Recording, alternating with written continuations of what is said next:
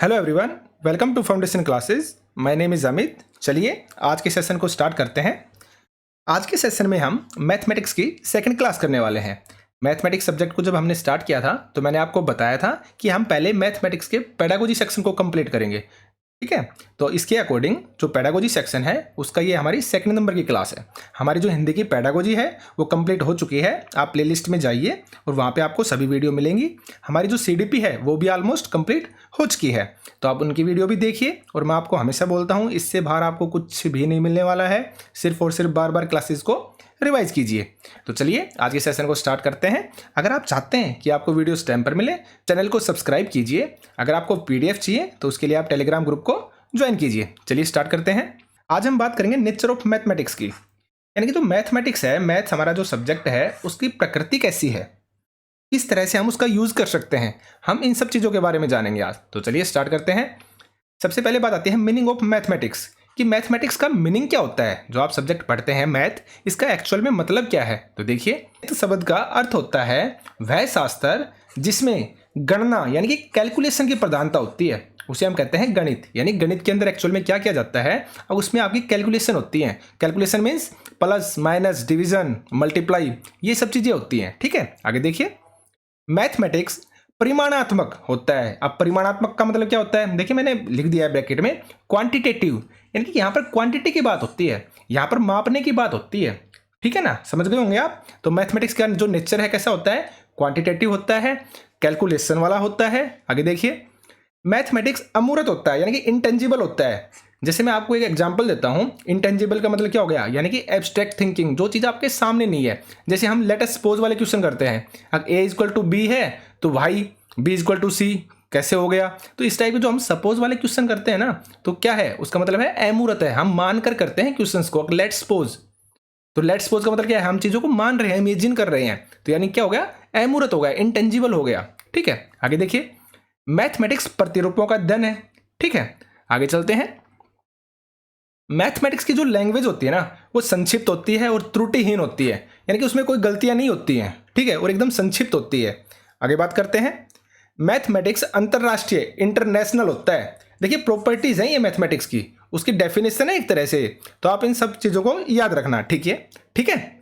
आगे देखिए, जो मैथमेटिक्स है ना, इसके बारे में 3-4 स्टेटमेंट ऐसी हैं जो मोस्ट इंपॉर्टेंट हैं, और वो पूछी भी जा सकती हैं। रिट में, एस्टेट में, इन सब में तो पूछी ही जाती हैं, और आपसे सीटेट के अंदर भी पूछी जा सकती हैं। देखिए, सबसे पहले है, गणित सभी विज्ञानों का मुख्य द्वार एवं कुंजी है। और ये स्टेटमेंट किसने दी थी मैथमेटिक्स के बारे में, एक साइकोलॉजिस्ट हुए हैं बेकन, इन्होंने बोला था गणित क्या है, गणित सभी विज्ञानों का मुख्य द्वार एवं कुंजी है। आगे देखिए, गणित सभ्यता और संस्कृति का क्या है, दर्पण है। ये किसने बोला था, ये बोला था होगबेन ने। ये भी क्या है, एक साइकोलॉजिस्ट है जिन्होंने बोला था गणित सभ्यता और संस्कृति का क्या है, दर्पण है। आगे देखिए, गणित विज्ञान की रानी है। ये स्टेटमेंट किसने दी थी, एक साइकोलॉजिस्ट हुए हैं आपके गोस, ठीक है, उन्होंने एक स्टेटमेंट दी थी, गणित क्या है, गणित विज्ञान की रानी है। तो ये जो 3 स्टेटमेंट हैं ये मोस्ट इंपॉर्टेंट है, आप इनको याद रखना। स्पेशली ये दोनों जो ऊपर की है ना, ये तो हर बार एग्जाम में कहीं ना कहीं आपको मिल जाएंगी, एस्टेट में, रिट में, सीटेट में भी आने के चांसेस हैं, कहीं ना कहीं पूछी जा सकती हैं, ठीक है।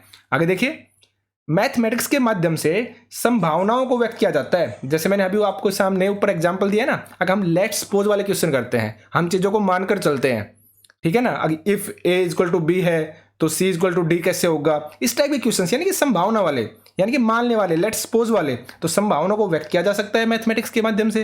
आगे देखिए, मैथमेटिक्स क्या है, गणित एक वैश्विक विषय है, यानी कि वर्ल्ड वाइड विषय है, जिसमें क्या है, सिद्धांत होते हैं, सूत्र होते हैं, संकेत होते हैं, जो क्या होते हैं पूरे विश्व के अंदर पढ़ाए जाते हैं। नॉर्मल सी बात है भाई, मैथमेटिक्स है ना, ये हर जगह एक जैसा ही मिलेगा, ऐसा तो है नहीं। अगर इंडिया के अंदर 1 + 1 2 होते हैं, तो अगर अमेरिका में जाओगे तो वहाँ पर 1 + 1 क्या हो जाएंगे, 4 हो जाएंगे, ऐसा तो नहीं होगा ना। तो इसके जो फॉर्मूलाज हैं, जो इसके सूत्र, जो इसके नियम हैं, जो इसकी क्या है संकेत हैं, ठीक है, वो सारे हर जगह क्या है, सेम होते हैं, ठीक है। तो इसलिए बोला गया है जो गणित है ना, वो एक वैश्विक विषय है, ठीक है, यानी कि वर्ल्ड वाइड विषय है। आगे देखिए, अब यूजेस ऑफ मैथमेटिक्स, कि मैथमेटिक्स के क्या यूजेस हैं, कहाँ कहाँ पर आप उपयोग कर सकते हैं, ठीक है। देखिए, बच्चों में मैथमेटिक्स से क्या होता है, लॉजिकल थिंकिंग डेवलप होती है, यानी कि क्या होते हैं, बच्चे लॉजिकली सोच पाते हैं कि यह चीज़ कैसे हुई, इन चीज़ों के पीछे का लॉजिक क्या है। जैसे पैटर्न्स के सवाल हो गए, अब आप देखिए, और इस टाइप के क्वेश्चन आपसे सीटेट के अंदर भी पूछे जाते हैं, ठीक है ना। अगर आप प्रीवियस ईयर जब पेपर करोगे ना तो आपको समझ में आ जाएगा आगे इस टाइप के क्वेश्चन पूछे जाते हैं और उनको कैसे सोल्व किया जाता है ये भी मैं बताऊंगा, ठीक है।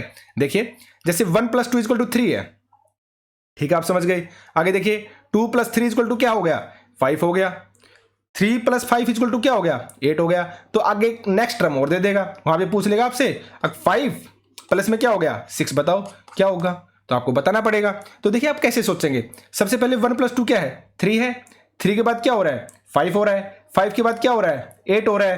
यानी कि 3 के बाद क्या आया, 5 आया, और 5 के बाद क्या आ रहा है, 8 आ रहा है। अगर आप अच्छे से देखेंगे तो क्या है, ये प्राइम नंबर है ना, अभाज्य संख्या है ना, तो इसके बाद क्या आएगा आपके पास, 11 आएगा, सीधी सी बात है। तो आप पैटर्न को समझ गए होंगे ना, तो आपको इस तरह से क्या करना है, पैटर्न को समझना है, ठीक है। आगे देखते हैं, बच्चों में क्या होती है, जो रीजनिंग के पैटर्न होते हैं ना उनको लेकर समझ विकसित होती है मैथ की वजह से। जैसे देखिए यहाँ पर 1 है, 1 के बाद क्या आया, 2 आया, 2 के बाद क्या है, 3 है, 3 के बाद 5, फिर 8, और 8 के बाद अब क्या आएगा यहाँ पर।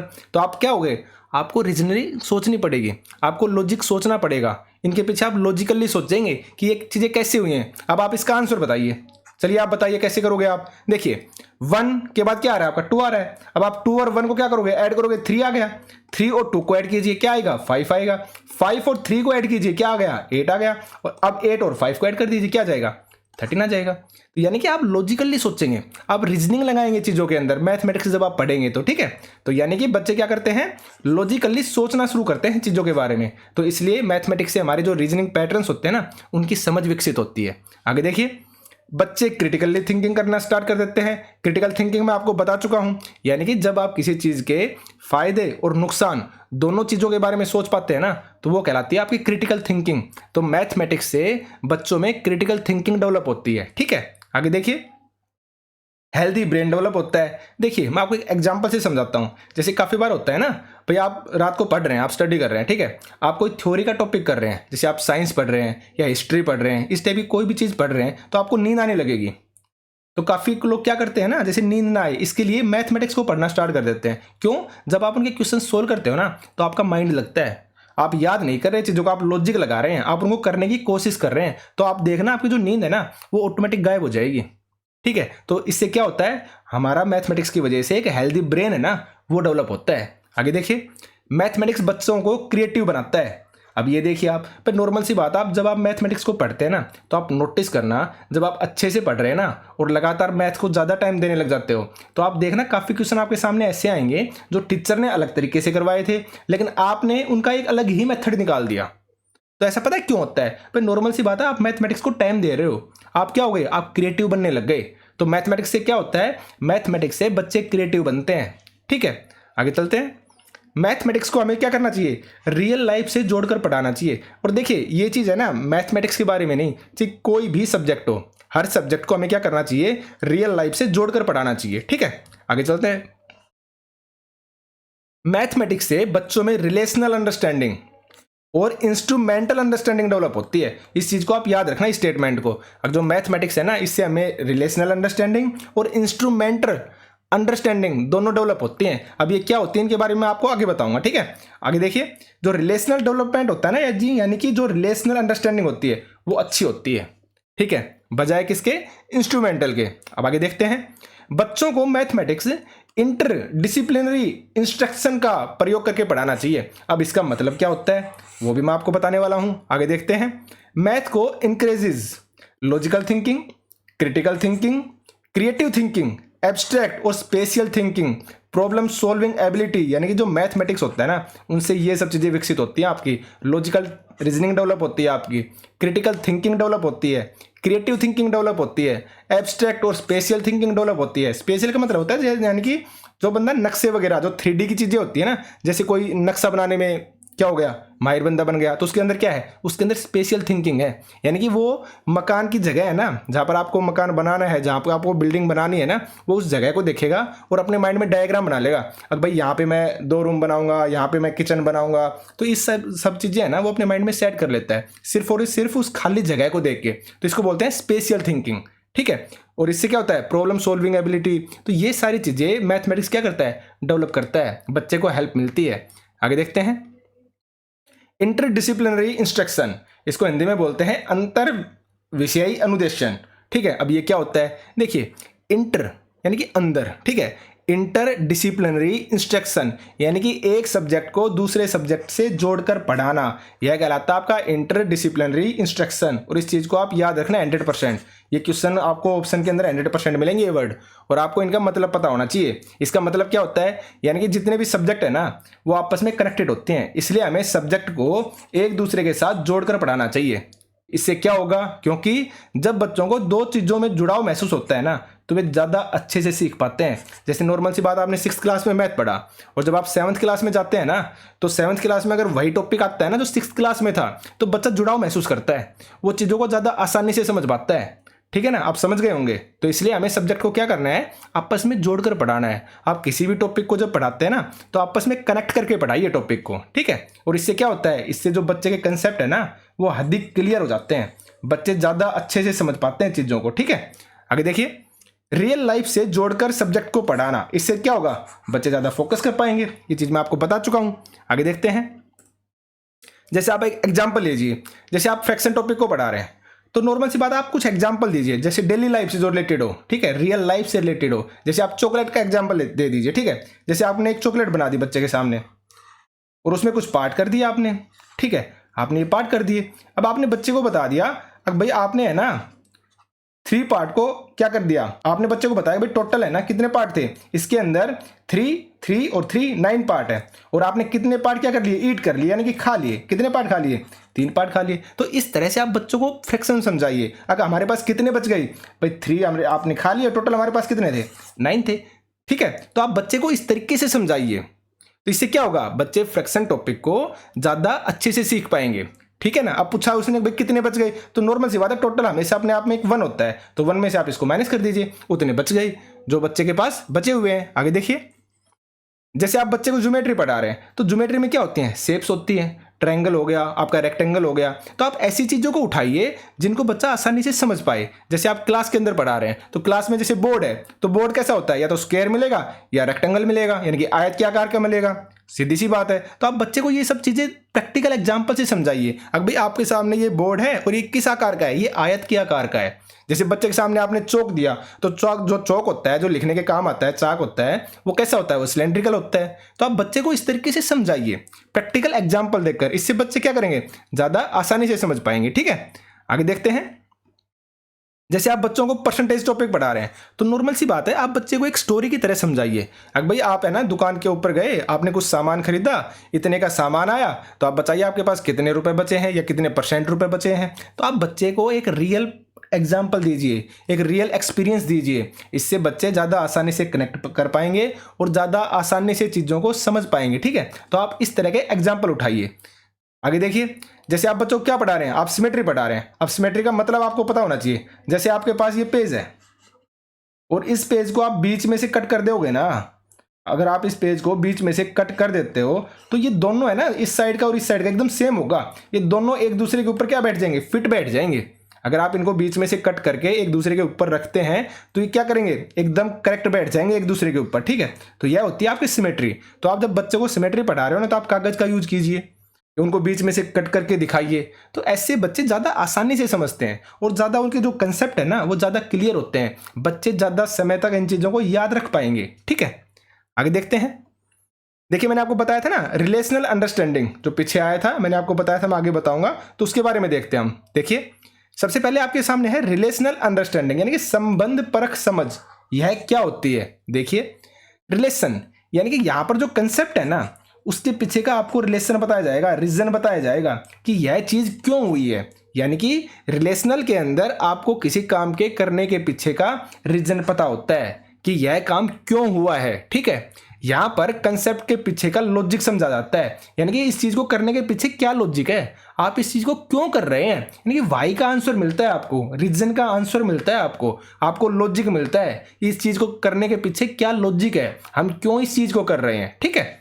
आगे देखते हैं, तो जो आपका रिलेशनल है इसके अंदर क्या होता है, मीनिंगफुल लर्निंग होती है, ठीक है। यानी उस चीज़ का कुछ अर्थ निकलता है, वो निरर्थक नहीं है, वो सार्थक है, उस चीज़ का कुछ मतलब निकलता है, यानी कि मीनिंगफुल लर्निंग होगी आपकी किसमें, रिलेशनल अंडरस्टैंडिंग में। आगे देखते हैं, यह टाइम टेकिंग होती है, क्योंकि यहाँ पर हर कंसेप्ट को डिटेल से बताया जाता है। पर नॉर्मल सी बात है, किसी चीज़ के पीछे का आप रीजन बता रहे हो, आप वाई का आंसर यानी कि क्यों हो रहा है, आप इस चीज़ का आंसर भी दे रहे हो, आप लॉजिक को भी समझा रहे हो, तो नॉर्मल सी बात है उस चीज़ में टाइम तो लगेगा ना। जैसे लैब में एक्सपेरिमेंट करते हैं तो वहाँ पर हम क्या करते हैं, हर चीज़ को अपने हाथ से करते हैं, एक एक चीज़ को आराम से और डिटेल से करते हैं, तो नॉर्मल सी बात है ऐसी एक्टिविटीज़ में क्या लगेगा, टाइम लगेगा। तो जो आपके रिलेशनल अंडरस्टैंडिंग होती है वो टाइम टेकिंग होती है। आपको बस ये जो की पॉइंट है ना, जो मैंने रेड कर रखे हैं, ठीक है, या ग्रीन कर रखे हैं, आपको इन्हीं को याद रखना है।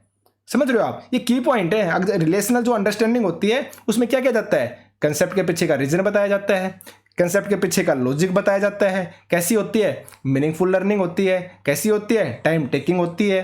तो आपको यही सब चीज़ें याद रखनी है, ठीक है। आगे देखते हैं इसमें क्या किया जाता है। इसमें हम चीज़ों को इतनी डिटेल से कर चुके होते हैं कि हमारी क्या है ना, एक अंडरस्टैंडिंग, एक समझ बन जाती है। और इसके बाद क्या होता है, कोई आपके सामने सवाल आता है, कोई क्वेश्चन आता है ना, तो टीचर चाहे कितना भी घुमा फिरा कर दे उस चीज़ को, आप कहीं ना कहीं उस चीज़ को क्या कर लोगे, सोल्व कर लोगे। क्यों? क्योंकि आपकी एक समझ, आपकी एक अंडरस्टैंडिंग डेवलप हो चुकी है, ठीक है। आगे देखते हैं। तो इसलिए इसको क्या कहा जाता है, एक अच्छी मानी जाती है, यानी कि जो आपकी रिलेशनल अंडरस्टैंडिंग है ना वो अच्छी होती है, ठीक है। जैसे मैं आपको एक एग्जांपल से समझाता हूँ। जैसे आपके सीटेट के अंदर भी क्वेश्चन आते हैं, आपके एसटेट में भी क्वेश्चन आते हैं। जैसे आपके सामने क्वेश्चन दे रखा है a+1/a=4, ये आपके सामने क्वेश्चन दे दिया और आपसे पूछा जाता है कि आप a²+1/a² इसका आंसर बताइए। तो आपने काफ़ी बार कंपटीशन में आप पढ़ते होंगे, मैक्सिमम जो टीचर है ना इसका सीधा लिखवा देते हैं फॉर्मूला। अगर इसका फॉर्मूला आपके सामने डायरेक्ट लिखवा देंगे, इसका फॉर्मूला होगा a² - 2। और बच्चे क्या करते हैं, a² की जगह मतलब एक की जगह 4 रखेंगे, 4 का स्क्वायर और माइनस में 2, क्या गया = 14। डायरेक्ट बता दिया ना। तो यहाँ पर क्या होता है, ऐसे नहीं करवाया जाता, डायरेक्ट फॉर्मूला नहीं बताते हैं। यहाँ पर चीज़ों को अच्छे से समझाया जाता है कि a² + a² का जो ये फॉर्मूला लिखा है ना, ये आया कैसे है, a² - 2 का फॉर्मूला जो लिख दिया डायरेक्ट, ये बना कैसे है। इस चीज़ में के बारे में बात की जाती है रिलेशनल अंडरस्टैंडिंग के अंदर, ठीक है ना। ये जब मैं आपको मैथमेटिक्स कराऊंगा उस टाइम बताऊंगा कि ये फॉर्मूला कैसे बना है, ठीक है। आगे देखते हैं। उसके बाद हमारे सामने आता है इंस्ट्रूमेंटल अंडरस्टैंडिंग। अब इंस्ट्रूमेंटल का मतलब क्या होता है, इंस्ट्रूमेंटल का मतलब होता है यांत्रिक, यानी कि चीज़ों को रट के करना। मैंने यांत्रिक, हमारे पास ऑप्शन में आता था ना जब प्रैक्टिस सेट करते थे, ड्रिल और प्रैक्टिस, तो ड्रिल को मैं हमेशा क्या बोलता था, यांत्रिक बोलता था, ठीक है। तो इंस्ट्रूमेंटल अंडरस्टैंडिंग कैसी होती है, एक यांत्रिक समझ, हिंदी में बोलते हैं इसको यांत्रिक समझ, ठीक है। देखिए आप यहाँ पर सिर्फ कैसे यानी कि हाउ यह बताया जाता है, आपको रीजन नहीं समझाया जाता यहाँ पर कि यह क्यों हुआ है, यह बात यहाँ पर नहीं बताई जाती है। यानी कि जैसे मैंने पीछे फॉर्मूला बताया ना, तो वहां पे आपको डायरेक्ट फॉर्मूला बता देंगे कि a² - 2 ऐसे होगा ये क्वेश्चन, यानी कि हाउ का आंसर दे दिया, कैसे होगा फॉर्मूला बता दिया कि ऐसे होगा, सिर्फ आपको ये चीज बता दी जाएगी, उसके पीछे का रीजन नहीं समझाएंगे, वो फॉर्मूला कहाँ से बनकर आया यह चीज आपको नहीं बताई जाएगी। तो इसको बोलते हैं इंस्ट्रूमेंटल अंडरस्टैंडिंग, यानी कि यांत्रिक समझ विकसित हो जाती है। आगे देखिए, यहाँ पर पीछे का जो लॉजिक होता है ना, या जो रीजन होता है वो नहीं समझाया जाता। आपको यही चीजें जो की पॉइंट है ना वही याद रखने हैं। जो रिलेशनल अंडरस्टैंडिंग थी उसके अंदर लॉजिक और रीजन बताया जाता है, वहां पर वाई का आंसर दिया जाता है। लेकिन जो आपका इंस्ट्रूमेंटल अंडरस्टैंडिंग है उसमें सिर्फ और सिर्फ कैसे बताया जाता है, कैसे का मतलब कि यह चीज कैसे होगी, इसका आंसर दे दिया जाता है कि भाई फॉर्मूला बता दिया कि ऐसे होगी, डायरेक्ट आपको फॉर्मूला दे दिया। तो यानी कि हाउ का आंसर मिलेगा, वाई का और रीजन का आंसर नहीं मिलेगा, ठीक है। ना ही यहाँ पर आपको लॉजिक बताया जाएगा और ना ही रीजन बताया जाएगा, ठीक है। और अगर ये दोनों चीजें नहीं बता रहे तो नॉर्मल सी बात आपकी क्या हो रही है, रोट लर्निंग हो रही है। फिर रोट लर्निंग हुई, आपने फॉर्मूला याद रख लिया और डायरेक्ट उसको क्या कर दिया, पुट कर दिया, ठीक है ना। तो क्या हुई है, आपकी रोट लर्निंग हुई है ना। आगे देखते हैं, यह सीखने का फास्टर मेथड है। हाँ ये चीज़ ठीक है भाई, नॉर्मल सी बात है, रोट लर्निंग है, डायरेक्ट फॉर्मूला बता दिया तो ज़्यादा जल्दी होंगी चीज़ें, टाइम टेकिंग थोड़ी ना है। आपने सीधा क्वेश्चन को उठाया, जो उसमें नंबर्स थे उनको पुट किया फॉर्मूला के अंदर, आंसर निकाल दिया। तो ये क्या है, यह सीखने का फास्टर मेथड है, ठीक है। आगे देखिए, यहाँ पर अगर घुमा फिरा कर आपको क्वेश्चन मिल गया ना, यानी कि टीचर ने अगर आपको घुमा फिरा कर क्वेश्चन दे दिया ना, थोड़ा सा भी चेंजमेंट कर दिया ना स्टेटमेंट के अंदर, तो आप नहीं कर पाओगे। क्यों? क्योंकि आपने चीज़ों को रटा है, आपने चीज़ों को समझा नहीं है। तो इसलिए इसके अंदर चीज़ों को सिर्फ और सिर्फ रटा जाता है, इसके अंदर हम समझ कर नहीं कर सकते। इसमें हाउ का आंसर दिया जाता है, रीजन का कोई आंसर नहीं दिया जाता, ना ही लॉजिक समझाया जाता है, ना ही आपको वाई का यानी कि क्यों हुआ ये चीज़ें बताई जाती हैं। रोट लर्निंग की जाती है और ये क्या है, फास्टर मेथड होता है सीखने का, ठीक है। अगर टीचर ने आपको घुमा फिरा कर दे दिया क्वेश्चन तो आप उस चीज़ को नहीं कर पाएंगे, ठीक है। तो यह होती है आपकी इंस्ट्रूमेंटल अंडरस्टैंडिंग, ठीक है। तो देखिए आज के लेक्चर में सिर्फ इतना ही था। ये छोटे छोटे टॉपिक हैं आपके, लेकिन मोस्ट इंपॉर्टेंट है। जैसे मैथमेटिक्स है, उसमें पेडागोजी या तो 10 नंबर की पूछी जाएगी या फिर 15 नंबर की पूछी जाएगी, यानी कि 10 से और 15 के बीच में आपसे पूछा जाएगा, ठीक है ना। तो ये छोटे छोटे टॉपिक हैं लेकिन मोस्ट इंपॉर्टेंट है और इन्हीं में से ही क्वेश्चन आते हैं। इससे बाहर अलग से आपको पढ़ने की भी जरूरत नहीं है। कभी आप सोचो भाई ये तो बहुत छोटे छोटे टॉपिक हैं, एक्चुअल में टॉपिक छोटे ही हैं। सभी जो पेडागोजी है ना मैंने आपको बताया है आपस में मिली हुई है। जैसे एनसीएफ से रिलेटेड हो गया तो मैथमेटिक्स में भी क्या डाल सकते हैं, एनसीएफ को इंक्लूड कर सकते हैं। हमने इसके बारे में भी स्टार्टिंग में पढ़ा है, जो हमारा फर्स्ट लेक्चर था उसमें यही पढ़ा था हमने। तो एनसीएफ वगैरह ये सारी चीज़ें कॉमन है, ठीक है, वो हर पेडागोजी के अंदर फिट बैठती हैं, ठीक है ना। तो आज के लेक्चर में हमारा सिर्फ इतना ही था। आपको सिर्फ और सिर्फ इतना ही करना है, बार बार वीडियो को देखिए, ठीक है। चैनल को सब्सक्राइब कीजिए ताकि आपको टाइम पर वीडियो मिल सके। और जब आप वीडियो देखते हैं तो प्लीज़ वीडियो के नीचे कमेंट कीजिए कि आपको वीडियो पसंद आ रही है या नहीं आ रही है। अगर आपका कोई सजेशन है तो उसको भी आप कमेंट सेक्शन में डाल सकते हैं, ठीक है। तो आज के सेक्शन में सिर्फ इतना ही था। आज के लिए थैंक यू।